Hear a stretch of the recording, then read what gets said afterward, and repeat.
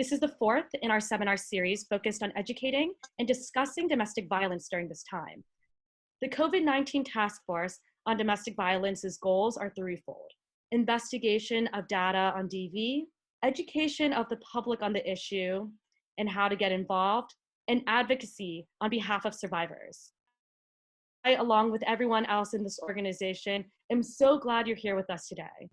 I'm honored to be moderating this panel with our three incredible panelists who will be providing their expertise, insight, and reflection. Our first distinguished guest is Kathryn Robb, Executive Director of Child U.S. Advocacy, an organization dedicated to ending child abuse and neglect through better laws for child protection. A lawyer by trade, she specializes in legislative advocacy, sexual abuse laws, and statute of limitations reform. She's also a survivor of child sexual abuse. Notably, last year, Ms. Robb worked with New York Governor Andrew Cuomo and state legislators to pass the 2019 Child Victims Act. As a board member and legislative advocate for the nonprofit Massachusetts Citizens for Children, she was instrumental in changing the state statute of limitation laws in 2014. Ms. Robb is a certified trainer for the Mass Kids Enough Abuse campaign. Welcome, Kathryn. Secondly, Dr. Melissa Merrick is president and CEO of Prevent Child Abuse America, the nation's oldest nonprofit organization dedicated to the primary prevention of child abuse and neglect. She has nearly 20 years of clinical research and leadership experience related to the etiology, course, and prevention of child abuse and neglect. Previously, Dr. Merrick was a senior epidemiologist at the National Center for Injury Prevention and Control at the Centers for Disease Control and Prevention in Atlanta, and in partnership with the U.S. Department of Health and Human Services Office of Child Abuse and Neglect. She served as the lead scientist for the Adverse Childhood Experiences study at the CDC for 8 years. As a National Institutes of Health funded postdoctoral fellow at the University of Miami Child Protection Team, Dr. Merrick was involved in a multi-site program of research that examined child maltreatment risk and protective factors in families evaluated by CPTs across the state of Florida. Welcome, Dr. Merrick. And lastly, Ms. Teresa Huizar is Executive Director of the Washington-based National Children's Alliance, the national association and accrediting body for the over 900 children's advocacy centers in every state. Over the course of her career in the movement, she successfully advocated for the passage of legislation and policy initiatives that help child victims of abuse at the local, state, and national levels. The National Children's Alliance represents the movement on Capitol Hill and to federal agencies, as well as leads special projects to build and improve practice in the areas of promising mental health treatments, emerging field issues in the field such as child sex trafficking and youth with sexual behavior problems, and tracking child outcomes through shared data. Teresa is also the host of the 1 in 10 podcast, engaging in in-depth interviews with some of the brightest minds in science, law, medicine, morality, and messaging, working on solving one of the world's toughest challenges, child abuse. Welcome, Teresa. Thank you. We are so glad to have these three incredible women with us today. And we know that some of you come in with a lot of knowledge, and some who are just learning about the field. So I'm going to give it to Teresa to start us off by presenting the landscape of child abuse in the US before moving on to our discussion. We will leave time at the end of the panel for audience questions, but throughout, please feel free to type questions and comments in the chat box. Off to you, Teresa. Great. Well, thank you so much, Kathryn.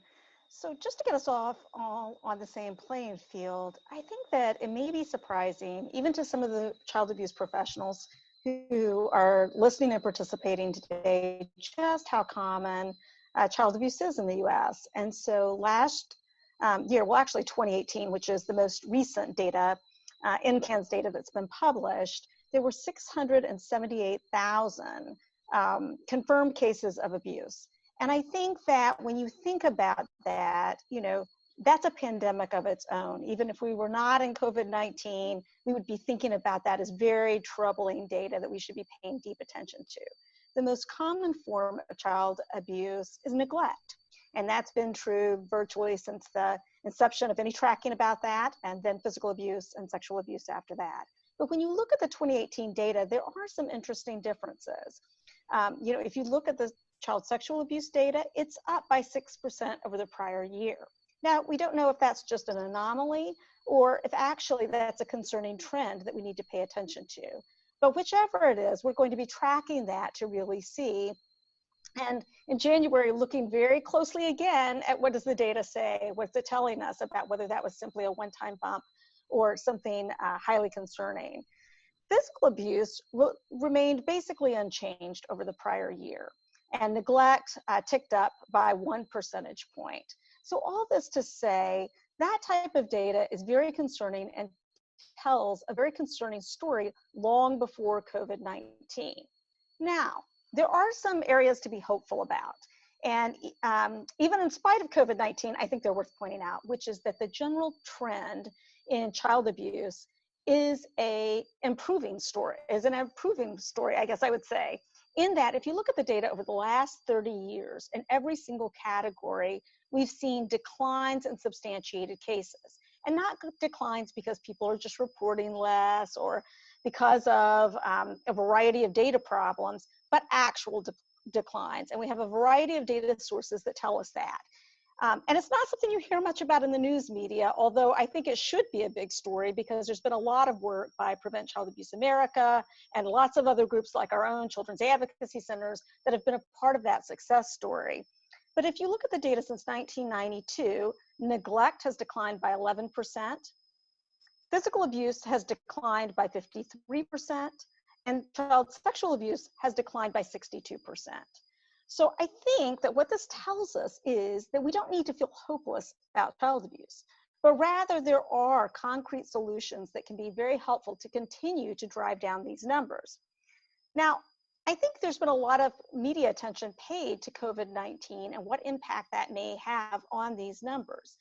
But we can go back and look at the data from the Great Recession to get some information about that. And surprisingly, we did not see large upticks in substantiated cases of child abuse during the Great Recession. However, it is true that the rate of decline basically dropped. In other words, what had been declining rapidly declined on a much slower basis, particularly in the case of physical abuse, which had had a steep drop off and that essentially leveled out essentially through the Great Recession. That gives us a little hint about what kinds of concerns we should be paying attention to now. It may not be that there are tremendous numbers of new cases, although I think that's something we should pay attention to and this panel can debate, but it's also something where we ought to think about that we don't lose ground in the great progress we've been making on many of these issues. The last thing I want to say about this before I turn it over to my colleague Melissa is that there are other hopeful notes in all of this troubling news. And that is that we know more than ever about the science around what interventions work. We know more about the science around what prevention efforts work than we ever did before historically. And candidly, more federal investment is needed in both. So with putting my 2 cents in about that, I'll hand this off to Melissa to tell us more about prevention. Thanks, Teresa. And I couldn't agree with you more. First of all, just hello to everyone out there. I see a lot of Prevent Child Abuse state chapters and wonderful partners, and just so thankful to be a part of this esteemed panel today and for all of your participation. I think, as Teresa indicated, what we do know is that child abuse and neglect can be prevented. So we have learned over the last several decades, really the best prevention efforts take a public health approach. And so I think what this current time allows us to do is to see public health in action with COVID-19, right? So public health, a definition that I like, is what we as a society do collectively to assure the conditions in which all people can be healthy. So just like, it's important for me to wear my mask, but it's not going to work if we're not all collectively wearing our masks to flatten that curve. The same is true in child abuse and neglect prevention, right? It takes all of us together working across policy, program, norms change, right? There's not a single solution or a pill that we can pop, right? So one thing that Teresa said that I cannot reiterate enough is that we are faced with two public health crises of our day right now: child abuse and neglect and other forms of early adversity that are affecting children and families, and coronavirus, COVID-19. So recognizing that this is sort of a perfect storm, if you will, for increased parental stress. So as a mom myself, I have my two kids here. You may see them pop in and out, right? This is happening. And we are the fortunate ones that are able to be at home, working, trying to e-learn, right? And we're totally stressed out, right? And that's that we have gainful employment, we have paid leave, we have internet connectivity, we have all of these resources, and we as parents are still stressed out and relying on our social support network. So what has happened in this time is, I think, the message of social distancing, I prefer to say physical distancing, is so important, but the importance of staying emotionally and socially connected is more important than ever, because we know that that is what protects our children and our families and our communities. So really, as I see these kinds of fora, certainly these kinds of convenings on Zoom and other platforms. April was Child Abuse Prevention Month, so we had many of these conversations. It's so important that we stay connected to our social supports, our community supports, and really our societal support. So I'm thankful for Kathryn and Teresa and their policy and advocacy expertise and experience, because I think that is what we're trying to do: assure the conditions. That means if we had paid leave, paid family leave, paid sick leave, people would be able to stay at home, and that would help stem the spread of coronavirus, but also to help decrease parental stress, which would actually also prevent child abuse and neglect. So we know some of the policy level solutions that can be effective for both of these public health crises of our day. We just need to all be calling for this kind of policy, norm, and program level supports. So I'm just so thankful to have a conversation about how together we can not only prevent child abuse and neglect before it occurs, but then of course to reach the numerous families, children, communities that are experiencing early adversity. And really, although our economic recession data, results don't necessarily show increases, we know that in anticipation of other kinds of natural disasters and other kinds of, outbreaks, if you will, we have seen family violence, domestic violence, child abuse and neglect rates increase in that time. Again, stress is high, super high, and it's not just there's a disproportionate amount of the burden in some communities on the stressors that they are facing. So it really, again, takes a collective approach, all of us working in tandem across sector and across policy, program, and norms, communications, kinds of awareness campaigns. I couldn't agree with you more, Dr. Merrick, and we are so lucky to have you three incredible women, as well as so many in the audience who are working across many different sectors to work on this issue. And Kathryn, I want to ask you, given your dedication to supporting survivors in your own personal history, what do you think are the unique challenges for children experiencing violence at home during this time? I know Dr. Merrick talked a little bit about it, but I would love for you to go into it more. Oh, Kathryn, I think you are muted. Could you unmute yourself? Yep. Yes. Yep. No, I'm thrilled to be here. Honored to be on this panel with these two great guests. So thank you. I think the concern is, of course, that we don't have any safety nets right now. All of those safety nets have been removed with the stay-at-home orders, the isolation orders. That the safety nets of teachers, administrators, coaches, school nurses, teacher assistants, all of those levels of what I would call safety nets, even leaders in youth serving organizations, those are all essentially disappeared, right? I know a lot of my friends are scrambling to what are they going to do this summer because so many summer camps are canceled, right? So all those layers are gone. So we don't have any mandated reporters out there, really, right? And we rely on them to really protect children in, you know, due diligence and reporting. So those have essentially been eliminated, coupled with the fact of what Dr. Merrick just spoke about is the increased level of stress that all families and parents are going through. I mean, the countless parents that have lost their jobs, that are worried about paying their rent, their mortgage. If there's any substance abuse in the home, that is likely to be increased during this time. Just tensions are high. People are, you know, we're living in unprecedented times.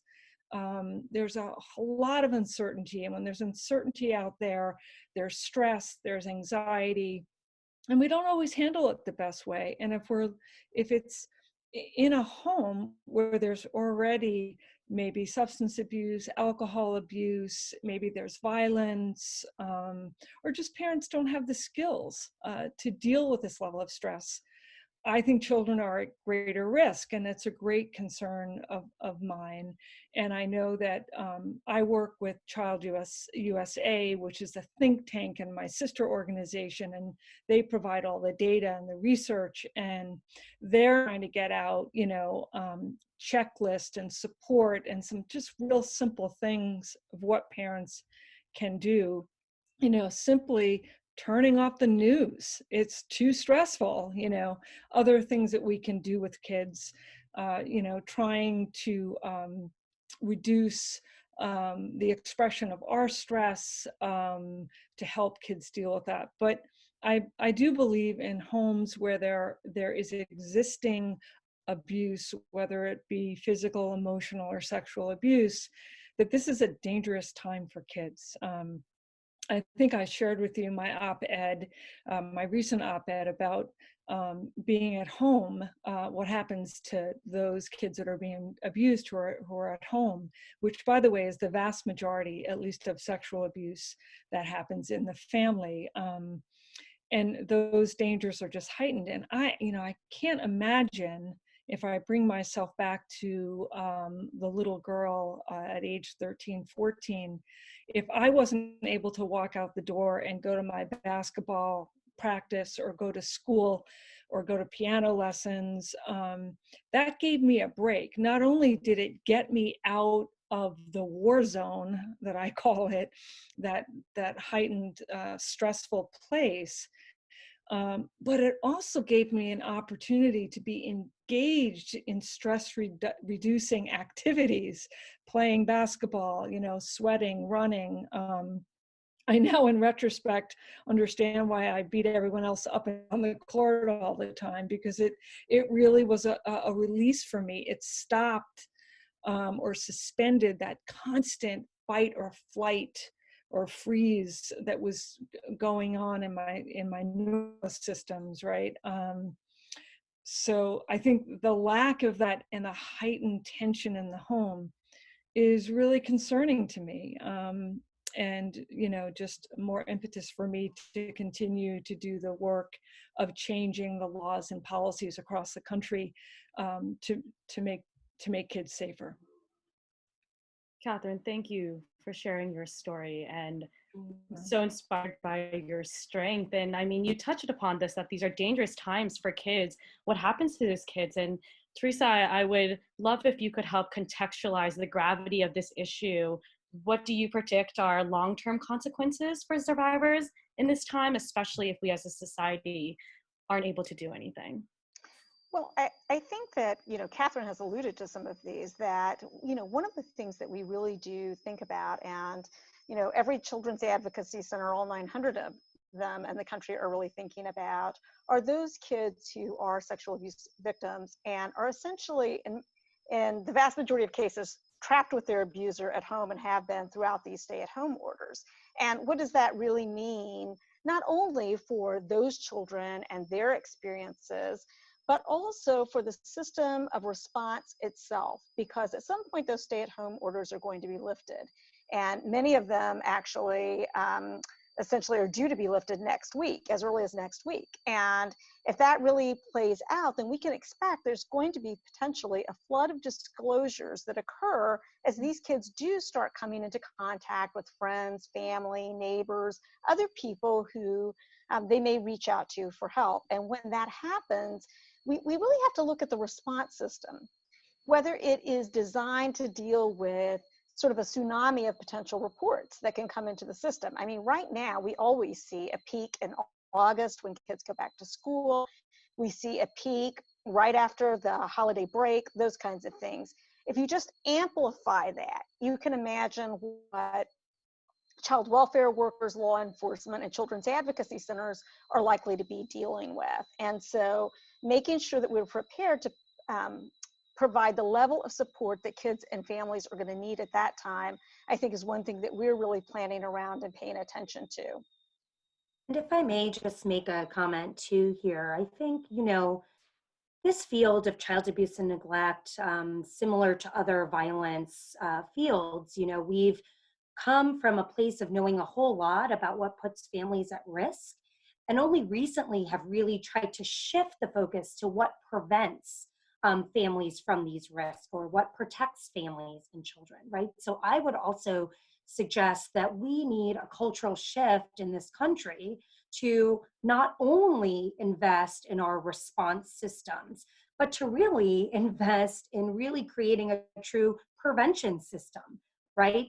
Understanding that we can help families before they find themselves in crisis. We can minimize many of the stressors and risk factors, again, through policy, through like evidence-based home visitation, right? Things that are helping families navigate, develop the skills, as someone mentioned, parenting skills, but coping with trauma and their own histories of abuse and trauma and violence that really, again, over generations increases risks. We can do something about that together, collectively, to really call for more prevention efforts in the first place, so that we have less children and families that find themselves consistently, repeatedly in response systems. So I just, I think it's always a challenge, because we, of course, want to help victims and survivors right away, all the time.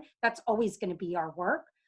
But if we always do what we've always done, we're not going to really be able to make the strides that we know we need to make. Because another thing in terms of long-term consequences is that we know that kids that experience early adversity, like child sexual abuse, like neglect, like other ACEs, if you will, they go on to have leading causes of death, right? Leading causes of disease, mortality, morbidity.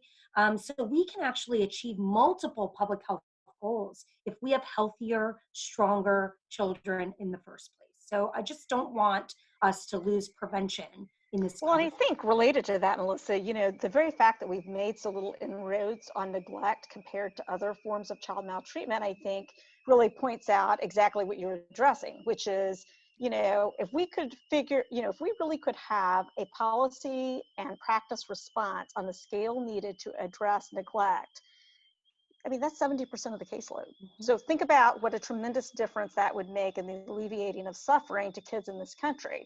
So I think that one of the things that I get concerned about is any, and you hear this not from professional discussions like ours, but kind of in the media and elsewhere, it's almost a pitting of against prevention and intervention. And these things are needed to work in tandem very closely. And I know certainly everybody who's a part of this panel agrees with that they're inextricably linked. That, we want to prevent as much as humanly possible, and where it can't be prevented or isn't prevented, we should view that as a community failure and as all our failure, and something we all are committed to doing something about. Yeah, absolutely. A comprehensive approach. Absolutely. Kathryn. Sure. If I could just add, one of the things that we're really considering in terms of law and policy is we're really trying to get insurance companies on our side. Like, we feel like they're on the wrong side of history on this issue.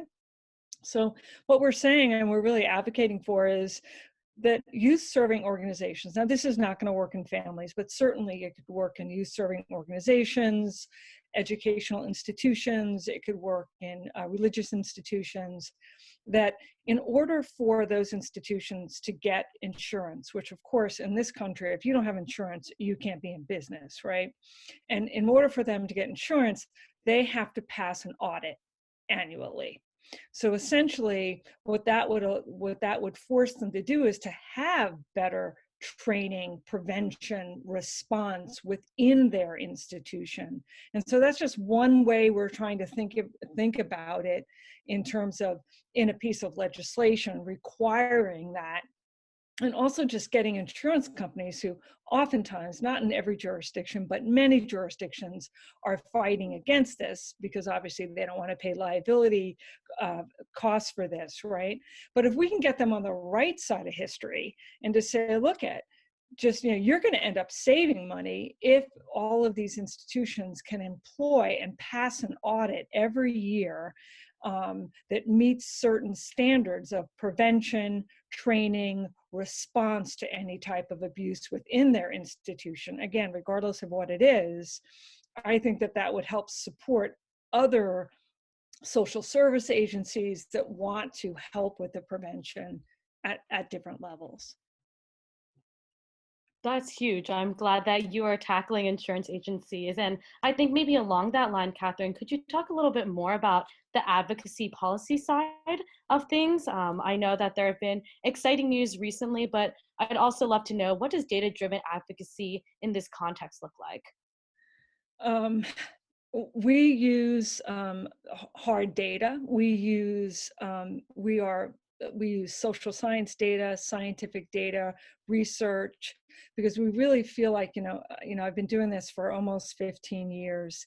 And what we're finding is lawmakers don't really seem to care, quite frankly, about the stories from survivors of abuse. They, for some of them it sort of imprints, but others, they don't. They need data. So really, again, with our sister organization, Child USA, is if we can give the lawmakers and governors, I work closely with governors all over the country, if we can give them the hard data, and so that data would be, what are the effects of child sexual abuse? For example, if we're trying to extend or eliminate or create a window for statute of limitations, why do survivors of child sexual abuse wait so long? What are the numbers? What do the numbers look like? And right now the numbers look like the average age a survivor discloses is age 52. Some of them never disclose. So there's a variation, but that seems to be, in terms of the research, about the average. We give them data on what are the effects of child sexual abuse. So anxiety, depression, post-traumatic stress, all of what we hear in the ACEs, right? All of those things. And then we also share with them the data of the percentage of folks in penal institutions that have been sexually abused. What is the financial economic burden on society? So we give them facts. Right now we have to be driven by facts, and that seems to really work. And I think the other thing is, it puts the onus on legislators. Right before COVID really broke out, I was in Kansas. By the way, there's no easy way to get from Boston to Topeka. But anyway, so I was testifying in front of their Judiciary Committee. And basically, after I gave them all the facts, facts on disclosure, facts on the effects of survivors, why they take so long to come forward, how it doesn't violate due process, all of those facts, what I said to them is, as lawmakers and as leaders, you now have the facts. So you therefore have a duty to act. Just as if we know that, like we did the same thing with seatbelts, we did the same thing with child seats, right? All of these things, maybe foods that are not safe for kids, whatever the issue may be, once lawmakers have the facts, you have to put the pressure on them. And so that's what we do.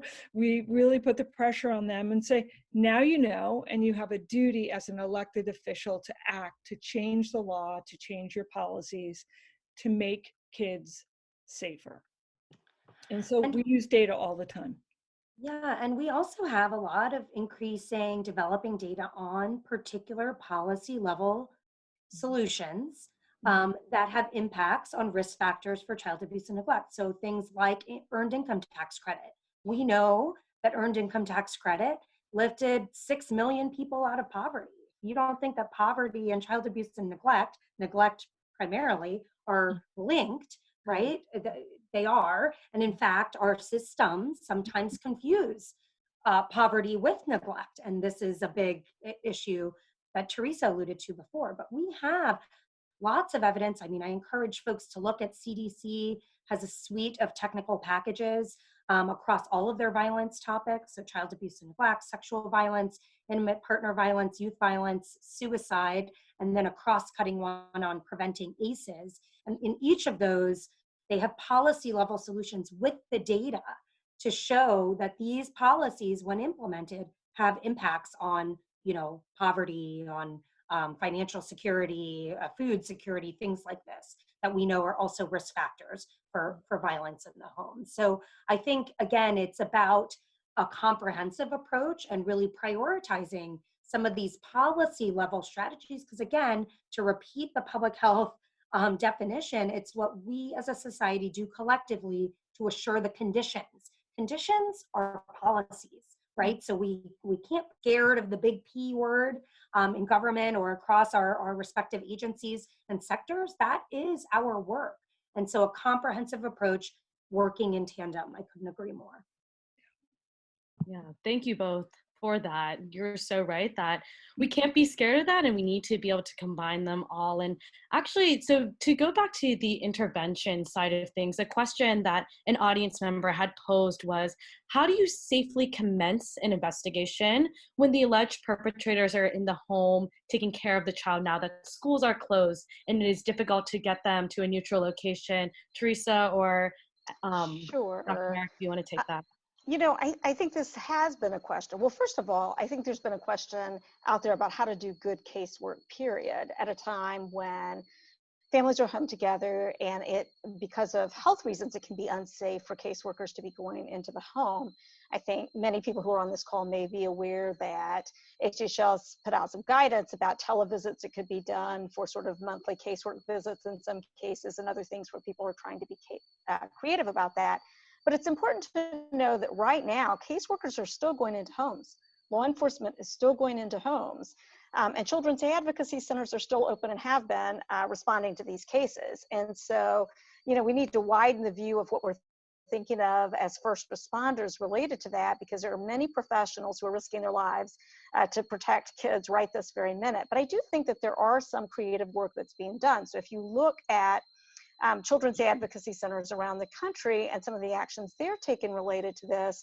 First of all, they started out right away triaging cases. What are those cases that absolutely must come into the Children's Advocacy Center for Services right now? Which are the ones, because it's a delayed disclosure and the child is not currently unsafe, that could wait for a little while?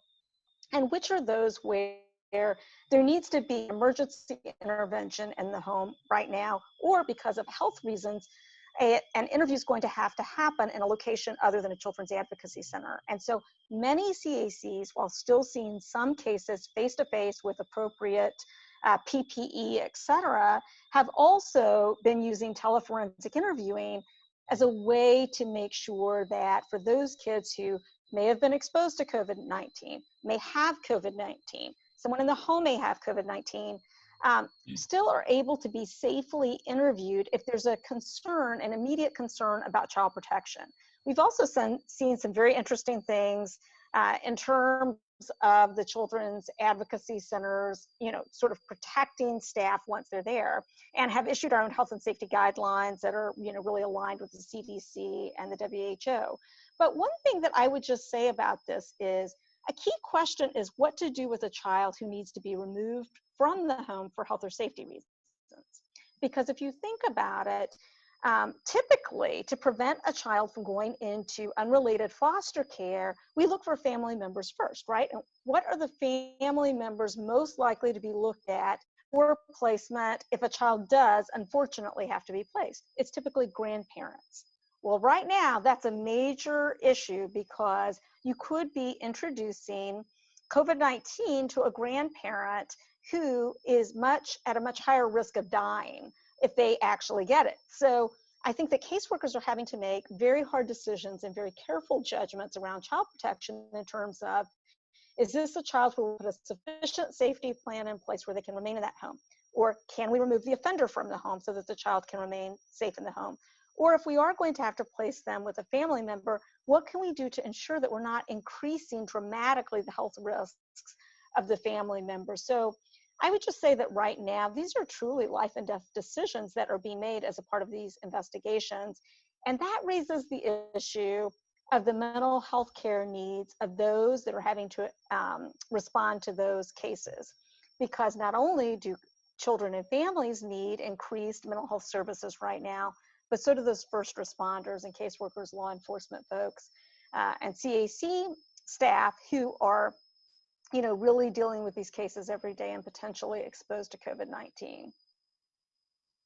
Absolutely. Thank you for bringing up that point, Teresa. And I'm going to open it up to questions to the from the audience in a little bit. And to ask a question, participants, if you want to click the participants link and either raise your hand or chat directly in the box, I'll ask you to say it. But before we go ahead and do that, Dr. Merrick, I want to ask you, and feel free, Kathryn and Teresa, to jump in.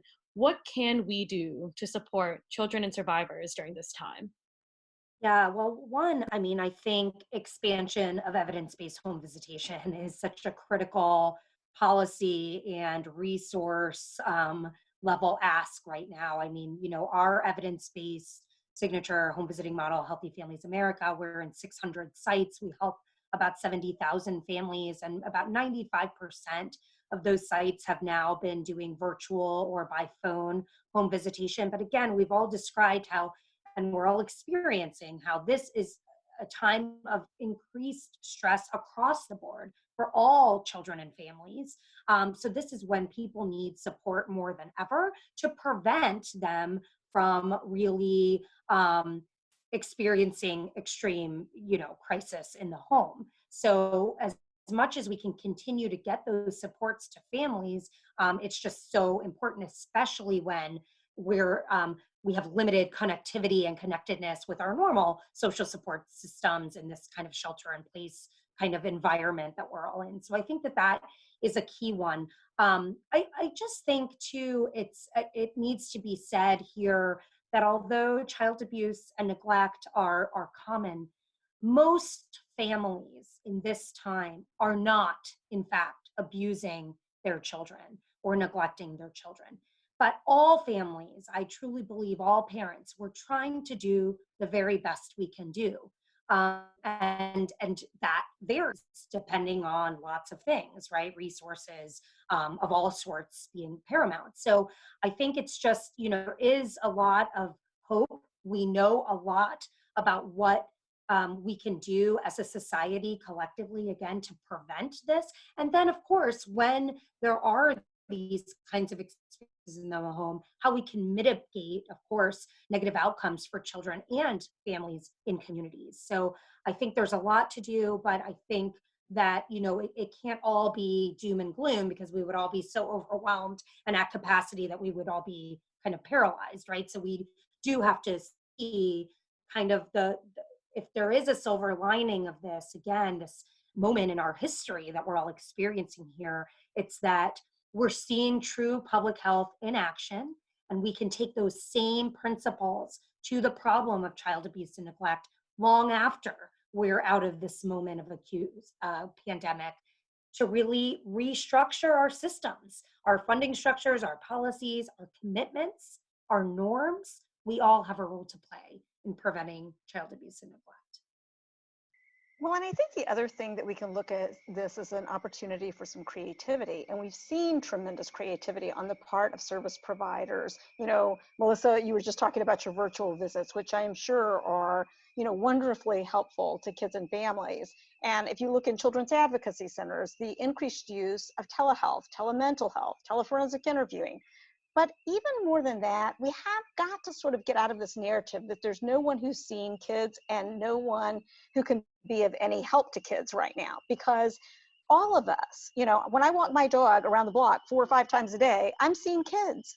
And so while I can't come within 6 feet of them, I can pay attention to what my neighbors, you know, how they seem to be doing. I can inquire genuinely and care what the answer is, how they're doing. I was talking to a researcher earlier this week who was telling me that as a grandparent, while she can't see her grandkids right now in person, she's tutoring them for an hour or two every day to give the parents a little bit of relief so that they can actually work uninterrupted while she tutors them on English or art or whatever else they're working on while school is in session. So I feel strongly that there's something every single solitary one of us can do to take a protective action for kids. And, you know, we've seen some wonderful prevention efforts where folks are conducting training right now with teachers virtually to say, you know, when you're on all those Zoom calls, pay attention to what you're seeing. What child seems particularly distressed? What child seems like they're particularly sad? Are you noticing any bruising on their face or anything else that you should be paying attention to? So that at the same time that we're worried about academics, we're paying more attention to psychological and physical safety for these kids. So, you know, like you, Melissa, I'm putting a plug in for optimism and creativity during a difficult time. Yeah, and if I could just add, I think, you know, sort of understanding that it really does take a village, you know, personally and professionally, you know, as a mother of 5, you know, it takes a village. And I do think, at least from the legislative and policy end, I know that I'll keep pushing for, you know, training for teachers, training for parents, whatever it may be, to really empower people to be connected, to care for each other, to speak up when something maybe doesn't seem right. So I think, you know, at least from my end and in the legislative fight, we'll keep pushing for that. But I do agree. And when I'm walking my dog, I see the same thing. And it's funny how this has really put a lot of problems that we have under this microscope. But at the same time, I've seen the beauty of humanity at the same time. So it is important for us to remember that. I agree. Yeah, thank you for that. And I see a question in the chat. Yohaira, if you want to unmute yourself or turn on video to ask your question, that would be great. And if not, I can ask it. I'm gonna unmute myself, but I was just asking, as you were talking about the signs to look for while doing telehealth. I'm a mental health therapist, and I do work mostly with the little ones. But what are some of those cues, some of those signs that we should be on the lookout when we are doing telehealth? So one thing that I would just note is that one of the difficulties about recognizing signs of abuse is that they can also be signs of other things that are not abuse, right? So, but when the kinds of things I'd be paying attention to, period, are significant changes in behavior. You know, it might not be abuse, but it could be worry, it could be anxiety, it could be depression. You know, how does the child seem to be functioning? Does the child seem to be functioning relatively normally, or has that shifted significantly? When the child is talking about how they're doing, you know, are they talking about it with a lot of fear, a lot of anxiety, a lot of sadness, a lot of loss? Have they experienced a loss through COVID-19? I think that's something I would want to know, because, you know, many families have right now, and especially in communities of color, which are so tremendously affected by COVID-19. So we should be paying particular attention to that. You know, some of the other signs of abuse are going to be harder to see over Zoom or in a telehealth session, because you may not see the child's whole body. So seeing marks and bruises and other kinds of things would be more difficult to see. But I would also say, notice the background. You know, does the child seem to be hungry? Does there seem to be a lack of food or other basic necessities in the setting? If you can see it, you might not be able to, but not for the purpose of making a report so much as for the purpose of trying to figure out, you know, how has this impacted this child? And if there has been any way that it's impacted, whether it's abuse or not, providing what resource and support that you can, because it certainly is much more challenging to do that in a virtual environment, noticing those signs, than it is when you have a client in front of you, for sure. I don't know, Melissa, is there something else you'd like to add about that? Just similar to what Teresa's saying, I think, yes, we're limited by this virtual environment that we're all on, but especially if it's families you've already worked with, kind of what the cadence is or what the rhythm or the vibe in that particular family usually is. So has the vibe changed, right? I think also when we're looking around and kind of seeing what's in the background, it's also recognizing that there's a lot of strength that families have in this time too, right? It could be that they're sheltering in place with multi-generations, right? Or they have more adults in the home than usual. That could be a risk, but it could be a protective factor too, right? So it's not all that you're looking for what's going wrong. It's just you're looking for changes. And then you're asking about it. It's not like we're fortune tellers, right? It's like we're doing the best. But I think a lot of us who work with families anyway, you get the vibe.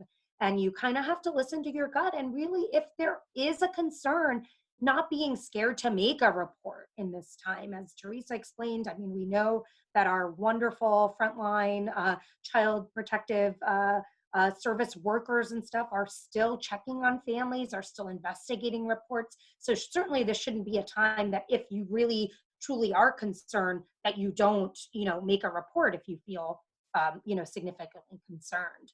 So I think it's just recognizing the bad and the good. Yeah, I have most of my cases are, with the Department of Child and Family in the state of Florida. So a lot of my kids are already in foster care, and I see some of them when they are doing home visits with the parent, just observing the relationship. So that's why sometimes we get caught up on how is the mom responding, what is the environment like, what's the child, what kind of toys or whatever the child has available. That I think through telehealth, it's a little bit more focusing on the child's appearance and the child's reaction. So I tend to lose a little bit of focus on doing that. If I could just add, and this might be an oversimplification, but I think not, is that something I say to all of my children all of the time is, if it doesn't feel right, it probably isn't.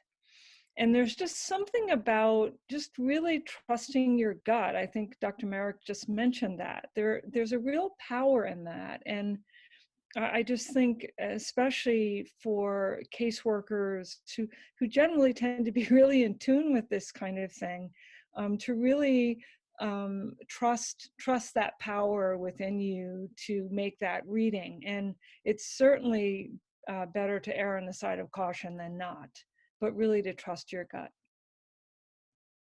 Absolutely. Thank you for that. And in the interest of time, if F. Serrano and Shannon, if you want to unmute yourself and ask your questions or turn on video, whatever you prefer.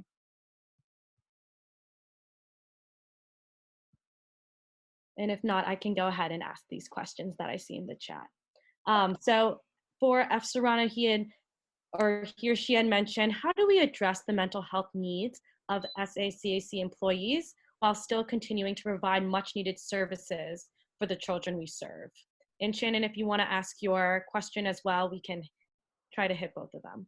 Yeah, definitely. So I work in a smaller, more rural part of Idaho, eastern Idaho, specifically Pocatello. And for prevention, my program is really the only primary prevention program, and it's staffed by just me. And I serve 7 counties. And what I'm trying to do is be a good prevention resource during these times for these communities. I'm having trouble kind of figuring out a way for the organizations, the school districts, to see me as a potential resource for prevention education, and that prevention is important. So how do smaller communities with less prevention programs, provide beneficial resources during a time where everybody's also more stressed and maybe not receptive to resources? Well, can I just give you an example from Indiana, actually? In another rural community, there's a Children's Advocacy Center director there who kind of had the same issue you were. And so she started thinking about, well, what can I do that would be helpful? And so what she got the school district to agree to is that, you know, when kids and families come and pick up their breakfast and lunches, which some of them are doing on a daily basis, some are doing on a weekly basis, whatever, that there would be prevention messaging that was dropped into each and every one of those. We also saw another example where they were doing it into the school packets that kids were coming, the parents were picking up for their kids to work on throughout the week. And then when those were dropped back off, when they would pick up the next batch, there would be new prevention messaging in it, along with links to resources, you know, so that they didn't have to feel like if they felt depressed or overwhelmed or whatever, that there weren't resources that they could still access during that time. So that's just one example. I mean, I do think that administrators of all types are feeling totally overwhelmed right now. And so I think that it's important to offer them something very specific and concrete, because I think when we're all exhausted and overwhelmed, it's hard to brainstorm, you know what I mean? To go, well, how could we partner? But it may be that if there's something specific that you're able to offer, whether it's consultation time with teachers who might need it, or whether it's some of these other ideas, you know, they may be a little bit more open to that.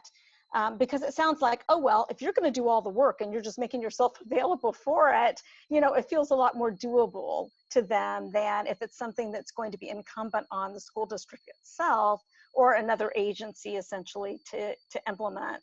So I think that that's one thing that, you know, maybe I would be thinking about related to that.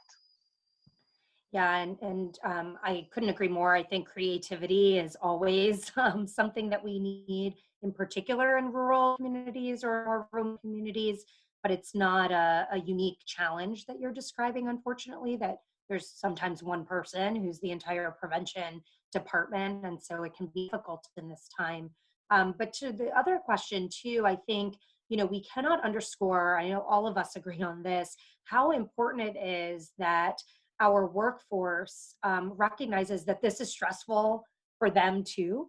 We all want to help serve families and communities. We are helpers, you know, and we sometimes don't afford that self-care to ourselves and our own mental health.